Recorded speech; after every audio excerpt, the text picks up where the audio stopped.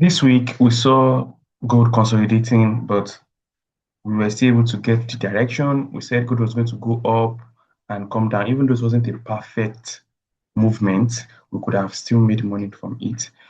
I was unable to get a setup to the downside, even to the upside, but towards the end of the week, I was able to get a sell to the downside. Well, that's just one of those things. And it's a new month. It's a new month.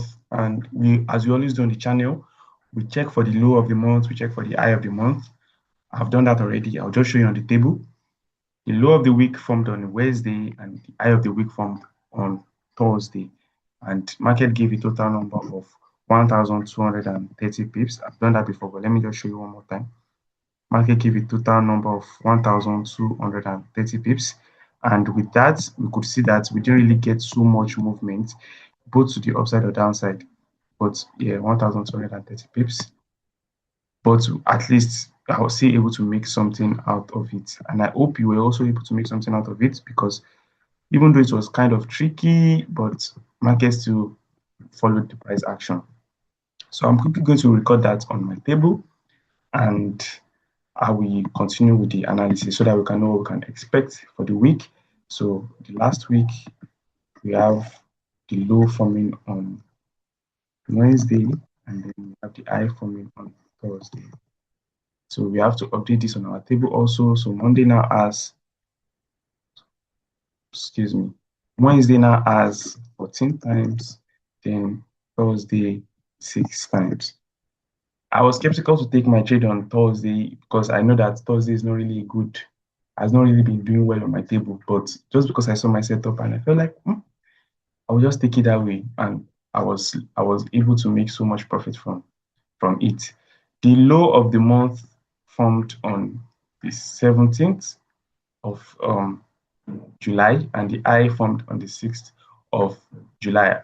As I always say on this channel, I told you that the first or second week of every month is very, very important for you to be able to catch the high or low of the month. Then you can pay attention to the remaining days of the last days of the month to catch either also the low of the high of the month. So just pay attention to this table. Even though you can't follow it blindly, you have to follow it with your setup so that you can know what to expect. So without wasting so much of our time, let us just quickly go into what I'm expecting for the coming week. So as I always do, I have to delete all this so that I can have a fresh template. So going to monthly time frame, we have to check our analysis from monthly time frame. On monthly time frame, we see that if you are to start analyzing based on uh, places where we can expect market to reject from for a buy, because I've already highlighted where I'm expecting market to sell from for a sell. So for a buy, I would expect price to come to this rejection block. So once price open for this new month, I will expect price to come down. Then from here, we can now expect anything to happen. Also for a sale, just like I've just the way I highlighted it in my past videos, you can expect price to push up first before dropping to the other side.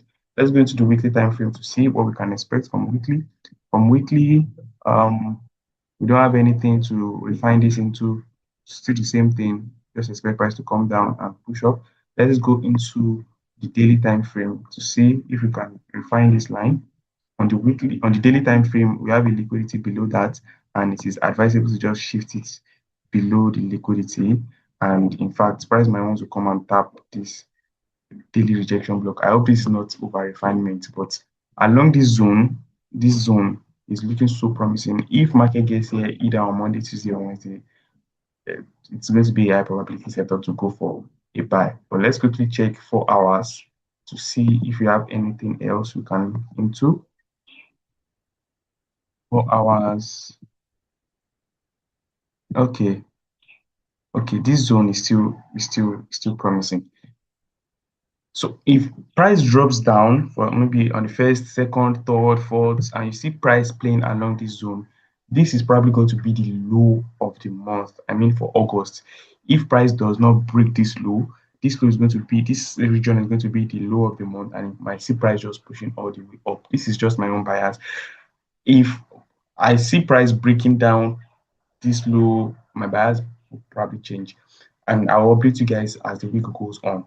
But just keep this at the back of your mind. And that's basically all I have to share this week for my buy bias. So I expect my price to just open, can play around, come down, and from here, if I see my setup, if I see some confirmation, I will expect price to go to the upside. For now, my bias is still bullish. During the week, my bias might change. So this is just for educational purpose. Please don't follow my analysis blindly. Trade what you see, not what you feel, or not what anybody is saying.